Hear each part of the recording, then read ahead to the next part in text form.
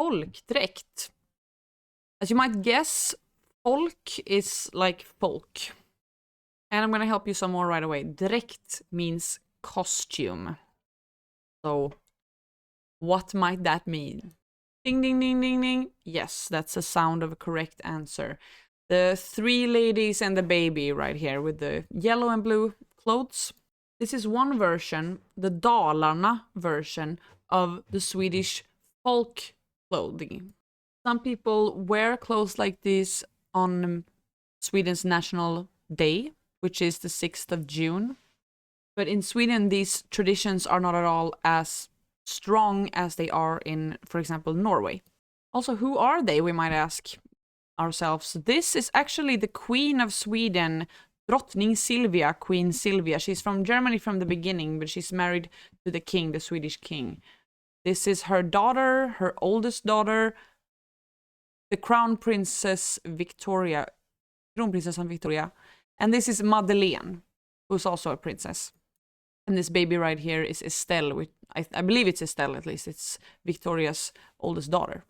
And while Swedish royal families or the Swedish monarchy is not as prominent as in, for example, England, not as strong, they don't have as much power, the royal family doesn't have as much power as in England, for example. They still carry some kind of symbol, I think. I think many people also don't want to admit it to themselves that they still have this uniting power in some weird way. But their position, their political power, it's all weak these days. They don't have any real power, it's just symbolic. Our king, Carl XVI Gustav, is known for maybe not being the brightest in the bunch. Maybe he's not the sharpest tool in the shed. There's an interview with him from a bunch of years back. It's an old interview where the reporter is asking him, "But have you ever been to a porn club or a strip club?" And he says, Nej, jag tror faktiskt inte det. Like, no, I actually don't really believe so. ABBA. Who can they be? Yep, this group right here. This is a picture of the band ABBA performing Waterloo in Eurovision Song Contests, which they won 1974. ABBA has sold billions of albums and records throughout the years, since the 70s when they had their big breakthrough. If you don't know about them, look them up a little bit more. Their music lives on forever. This is what people say. They are like the Swedish answer to the Beatles, a little bit almost. The letters in the name ABBA also stands for their names. So this is Agneta, this is Annifrid, Benny and Björn. The band consisted of two married couples. These ones were a couple and these ones were also a couple. The two men were writing the songs and sometimes singing, and the two women were singing. ABBA, they are known for songs like Waterloo, of course.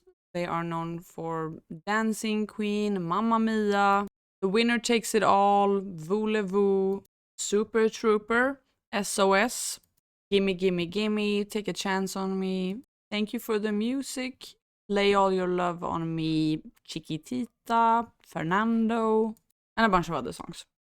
While they were super popular all over the world, basically, they were also popular in Sweden, but they were at the same time also criticized by many people in Sweden, and a lot of media in Sweden criticized them and asked the question, are they just after money? Are they way too commercial? They have a lot of commercial interests. Are they too business-minded, especially Björn over there? This may or may not have something to do with what I talked about before, jantelagen, which was even stronger in the 70s in Sweden. The values in the 70s of Sweden were kind of oriented more towards nature, genuinity, authenticity, caring about the planet, caring about animals, not being interested in status or money or glamour in that way. And they did seem a little glamorous, as you can see. The 70s in Sweden was also a time where political activism and awareness was very important. And a little bit like today in some ways. ABBA only wrote songs about love. They didn't really bring anything intellectual to the table. And I don't know how they actually were. Maybe they were very commercially, had a big commercial interest and were very interested in these making money and things like that. But one thing's for sure, the songs, people still sing them, they listen to them, they're played in bars, people love them still. Sill. Which one might that be, you think? Guess what? I'm gonna spoil yet another time and tell you that it's this glass jar over there. So sill literally means herring in Swedish, which is a certain type of small fish, right? But when Swedes talk about sill, when we say sill, we mean pickled herring. Pickled in what? I can hear you thinking. Anything. Vinegar, salt, water, herbs, onions, spices. Some of them are even pickled in more like creamy dairy products, things such as skärgårdssill and senapssill, mustard herring. Sill is traditionally eaten in every högtid, every holiday in Sweden. Not just limited to Midsummer or Christmas, jul. It's any time of the year that is a little bit special. Just like many other pickled food traditions, it came from sustaining the food from the beginning, keeping it fresh. Many people that come to Sweden, either move to Sweden or visit Sweden, don't really like sill so much or don't really care for it that much. Same goes for a lot of Swedish people as well. A lot of us don't really feel super excited about sill. It's kind of jelly, wobbly in the consistency. But many people also love it. And especially together with other things like small fresh potatoes, gräddfil, which is like a sort of yogurty fat dairy, herbs and onions and bread and other things like that. It just becomes a little bit more interesting. And also, just like many other traditional foods, if you're brought up on it, it brings back positive memories and nostalgia. All right, kräftskiva. Now, it can feel a little bit confusing because skiva can mean disc or record or slice even. Kräft is short for kräfta or kräftor in plural, which is crayfish. So literally like crayfish disc. Well, actually, this is what we call a crayfish party and kräftskiva. So we can have a look here again and see which one looks like a crayfish party. Yeah, it's this one right here. Wow. The crayfish party, kräftskiva, happens in August, usually. It's also a högtid or seasonal tradition where people gather and drink and eat crayfish and all kinds of seafood, really. It's not uncommon that people get very drunk at these parties. Well, same goes for Midsummer, really. Alcohol has a big cultural part in Sweden in some ways, at least traditionally, because of the ability to reduce the sense of being lonesome and cold. You can see here, they have bread to eat with this. Usually bread and some kind of aioli or garlic sauce can be involved. Also, some alcoholic beverages such as white wine or prosecco or something like that. And now there's only two left. Köttbullar and Svenssonliv. So we've taken many of these already, almost all. And there's only these ones left, which was part of the same, remember? And then this little fellow in the middle here. So, as you might have guessed by now, this is köttbullar meatballs. The Swedish meatballs are part of a food culture that we call husmanskost. Literally translates to houseman food. Husmanskost comes from the German word Hausmannskost that you can probably hear. And it aims to explain this kind of everyday food, fulfilling food that is cooked from local crops and is also quite cheap and easy to get. Not too fancy or difficult or complicated, quite simple. And it basically comes from the old farming societies from the beginning. And what we can see with the meatballs here is a brunsås. Brunsås is brown sauce in English. Quite traditional yet very simple sauce that you can make from beef stock, cream, and soy. In this picture, they also have potatoes. Grow very well in Swedish climate. And not everything grows well in Swedish climate because of the cold. They also have pickled cucumber and lingonberries that probably haven't been cooked, if I'm guessing. I wouldn't know, I didn't take the picture, but I would guess that they haven't been cooked, and therefore they're called rårörda lingon in Swedish, which literally translates to raw stirred lingonberries, but we can also call them sweetened lingonberries or uncooked lingonberry preserve in English. This is a very classic Swedish dish. Svenssonliv. So Svenssonliv, by Svenssonliv, I obviously meant these pictures right here. It's a picture of a villa, Volvo, a dog, and a bunch of houses in a row.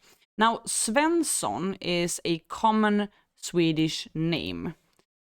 Especially historically, Svensson. It's a name that has existed for a very, very long time.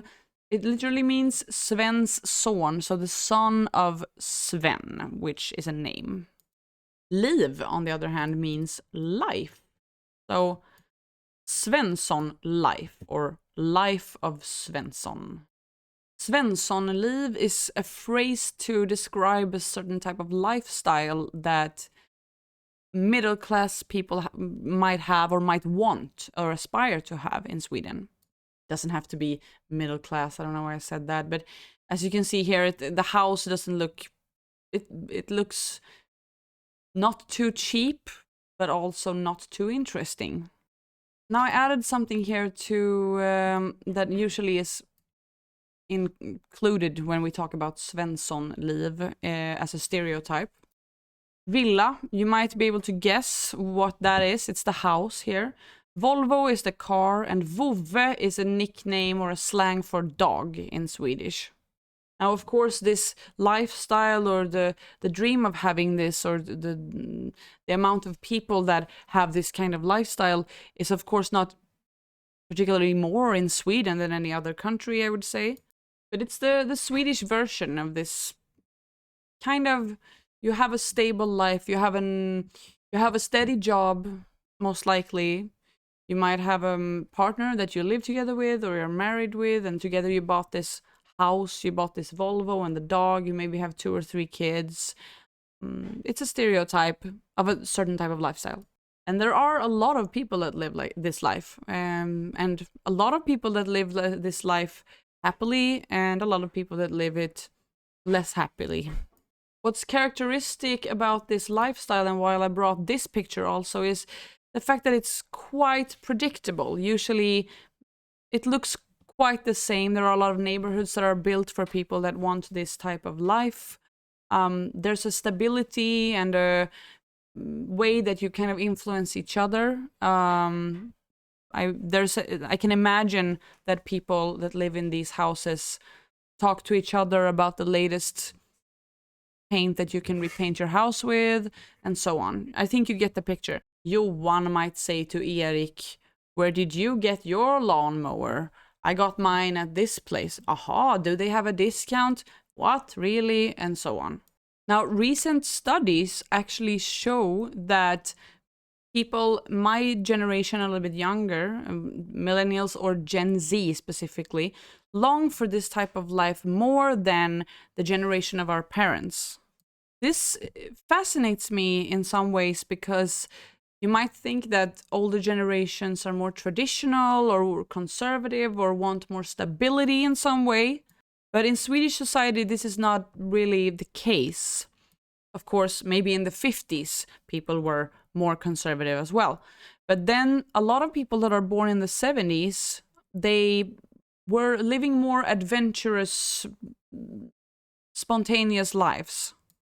Whereas young people today often dream about this lifestyle. They want a dog, a house, a car, a steady job. Why is this? We might ask ourselves. Varför in Swedish.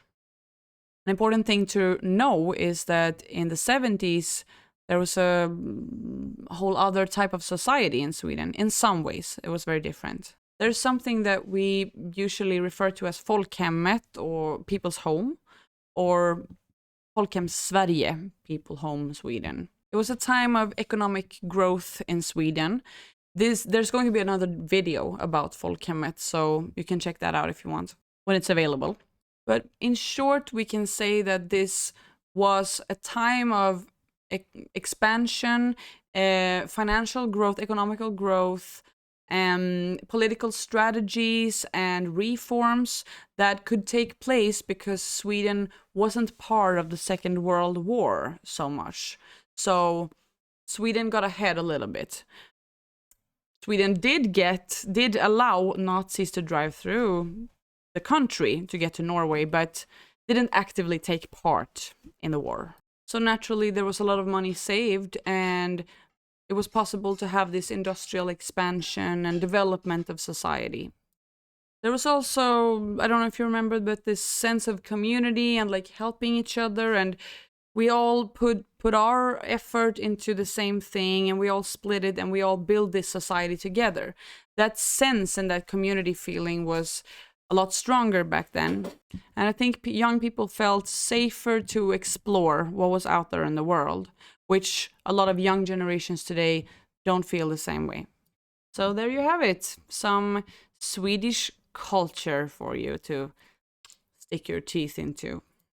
I hope you enjoyed this video. If you did, you can always like and subscribe, of course. And I'll see you soon.